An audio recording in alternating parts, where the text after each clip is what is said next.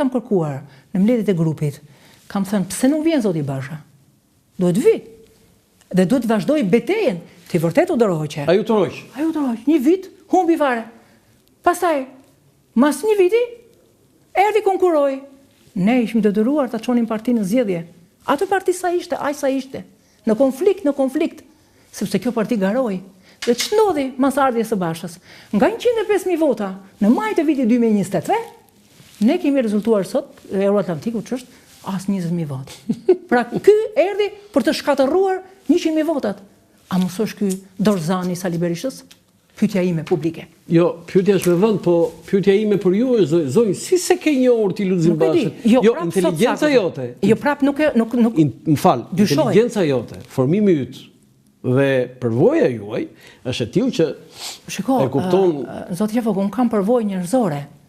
Kam përvojë, për shembull, më mirë njoh personazhe se njerëzit të gjallë. Duhet ta kuptoni për të sa krijoj personazhe. Dhe ju thash, kam atë dozën e besueshmërisë të gjërat. Politika tash ma kam prehur. Tani jam dyshimtare, se kam thënë si është e mundur të shet tjetri burrin në sy dhe të gënjen. Si është e mundur? Unë ja lejoj në një dozë, tani po ka përcej po bëj step out nga politika dhe po them njerëzoren. Unë ja lejoj një gënjeshtër të bardhë gruas, sepse në rrethana të caktuara, duke qenë se si dobë duhet të dalë, apo jo, nga rrethana të caktuara, po të gënjejnë burrat. Në politikë kam parë, për herë të parë, kam njohur dhe më parë, po që të gënjejnë për arsye politike? Kush gënjen më shumë këta, Berisha, Basha apo Bardhi? Demagog jam. Se di, demagog. Demagog është gënjeshtar. Janë demagog. Të tre? Në përqindje është një shkollë, dhe nuk është shkollë vetëm e Partisë Demokratike, është shkollë e politikës. Do flasim dhe për Partisë Socialiste, cila ka qenë dhe është marrëdhënia juaj me Sali Berishën, zonja Açka? Shiko, jashtë politike ka qenë një lexues, jam e mahnitur nga mënyra si i lexonte librat. Pra njëri që lexonte libra, ky ka qenë lidhja ime me të. Në fakt, edhe unë se kam thënë asnjëherë, më pyesin njerëzit, pse ti nuk u përfshive me Berishën? Unë kam një arsye shumë të fortë, që lidhet me rinin ton të parë, kur unë kam qenë gazetare. Për shkak të një artikulli të vogël që shkruam ne, sa kishin ardhur në pushtet të djathtë, ne jemi persekutuar unë dhe kolegu im gazetar, Bujar Hudri, ato kemi parasysh fjalën e lirë, ku je. Dhe ne detyruam hapëm një gazetë të re ku je, akoma madje kam ato të pres, po sigurisht kam qenë disa muaj gazetare dhe kanë qenë muajt ndër më të bukurit e jetës time, se këto kujtojnë se ka lindur tani gazetaria ka lindur shumë herë, gazetaria pavarur po flas, më kupton? Në fillim të viteve në 90. Dhe disa muaj jemi persekutuar mbase Berisha nuk ka lidhje. Por regjimi që ngriti ai. Në vitin 1993 po flas. Me muaj të tërë. Çfarë pat? Policitativ, çfarë ishte? Të gjitha erdhën për të na futur që të gjeshin qoftë një gjë të vogël, një maj lapsi e vjedhur e grabitur një kot me gjetë një arsye, me fut në burg dy gazetar që menduan një gjë, që një librashitës që edhe pse ka qenë komunist, nuk e pse dhunon. Ne bëm një shkrim të vogël në gazetë për një librashitës në Elbasan, që ai ishte dhunuar nga policia. Kush janë këta që guxojnë dhe shkruajnë kundër policisë tonë? Kush ishte autori kësaj reprezalie ndaj jush? Shteti pra. Po jo, kush ka në emër? Shteti i Sali Berishës. Unë e kisha akoma hijen, traumën e 93-shit. E kishe? Po e kisha po. Dhe në moment që u kthye, është një gjë që e di, është një solucion, një tretësirë që e kam pirë një herë. Kështu që kjo ka qenë, nuk kam qenë e qartë që nuk do të ndodhte. Unë u gënjeva që është e vërteta, se mendova, zoti Basha ka studiuar në një shkollë që unë e di, është ku më aman më? 200 metra larg shtëpisë time në Hollandë, në shkollat më të mira në botë. Dhe mendova, ky njeri i shkolluar. Ju kur ishte Jo, unë e kam njohur shumë vonë. Jo, nuk e kam njohur. Shkuat ju në Hollandë, në vitin? Unë kam qenë në Hollandë në trajektore tjetër jetës, ka lidhje fare. Ai çfarë bënte? Ishte student, dhe unë e kam njohur shumë vonë. Jo, më fal edhe një herë, kur shkuat ju të jetonit në Hollandë. Po. Lulzim Basha kishte mbaruar studimet? Nuk e kam parasysh tani vitet. Po me çfarë merresh atë? Po nuk e di. Unë kam qenë në jetën time, e martuar me një holandez në jetën time. Po kur u ktheva, ose kur si ka asnjëherë, sepse kam ikur ndonjëherë, kam ikur dhe kam ardhur, kur e pash në politik, u gëzoha për faktin, flas për 2005 dhe më votë. Vetë personalisht e kam njohur në 2015 në Panajër, që vinin këto vizitonin Panajër. Kështu që e kam njohur vonë, nuk e kam njohur Zoti Basha. Këtu. E kam njohur Panajër Basha. 10 vjet më vonë mbasi hyri në politikë. Domethënë e kam njohur shumë vonë. Ishte ai që ju ftoi ju? Jo, ai po. Ka qenë ai, jo vetë ai, po domethënë shpura e njerëzve që kanë qenë Nuk të ka bërë der ty, ka nderuar vetëm. Nuk e di këtë gjë, mund të them se respekt ka qenë, sepse ka njerëz si flutura, njerëz të mrekullueshëm me karrierat e tyre, do të ishte mirë sa më shumë të pranojnë, sa më bujare të jetë politika me ta, aq më shumë do ta zbusin veten. Por ata nuk i duan. Pse rezultoi kështu Luzim Basha? Nuk i duan.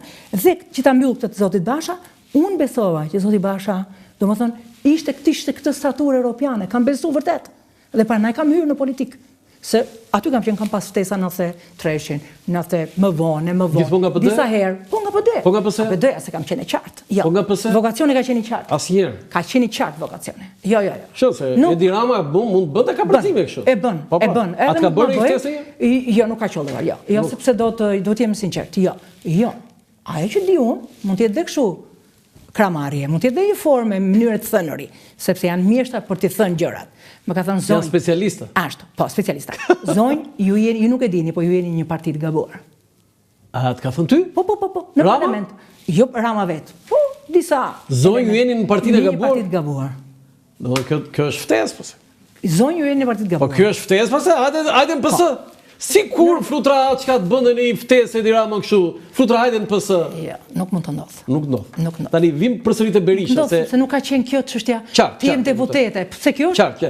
Kalojmë tani përsëri te Berisha se por që ta mbyll këtu se ka shumë rëndësi.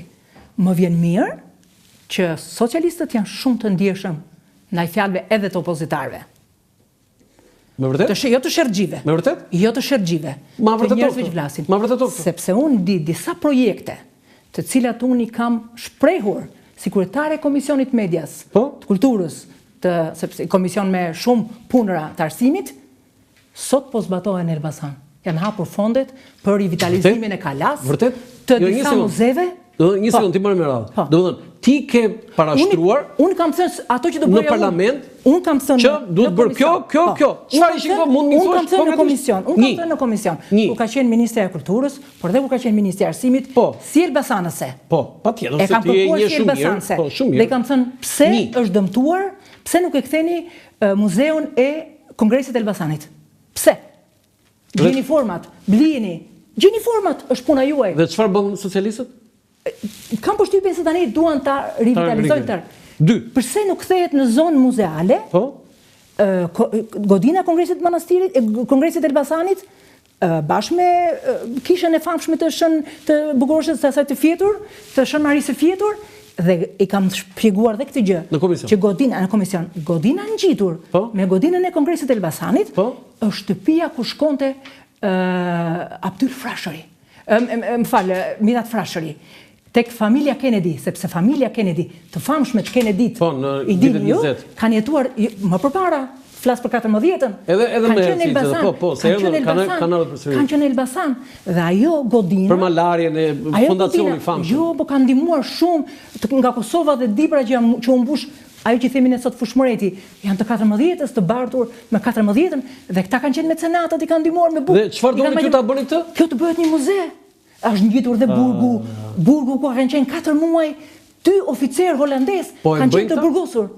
Kam përshtypjen se tani po vin projekte, po këta nuk kanë transparencë që dhe ti marrë të japësh në këshill. Tjetër, 3.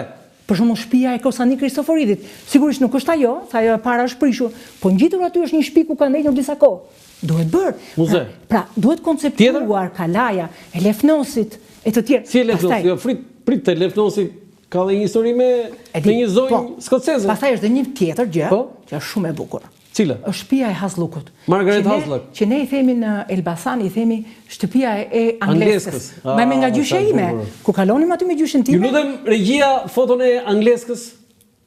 Kështu i thrisin në Elbasan. Angleska, shtëpia e Angleskës, po. Mira, ju ishe skoceze?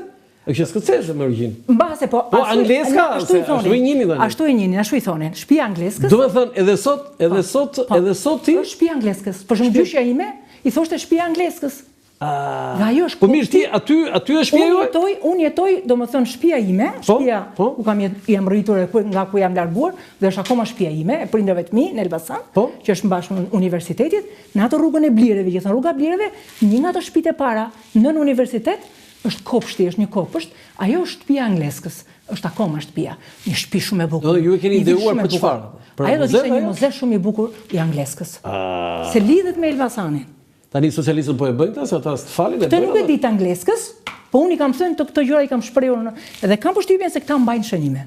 Dhe po e rivitalizojnë tani kalan. Ne kur do ta lexojmë një roman? Jo vetëm kaq, për angleskën. Jo vetëm kaq, por këta duhet të bëjnë te rruga Ignacia, kanë qenë dy stacione të rëndësishme. Këta duhet i rivitalizojmë këto dy stacione të rëndësishme të rrugës Ignacia që lidhen me Elbasanin. Po çka kanë bërë tani?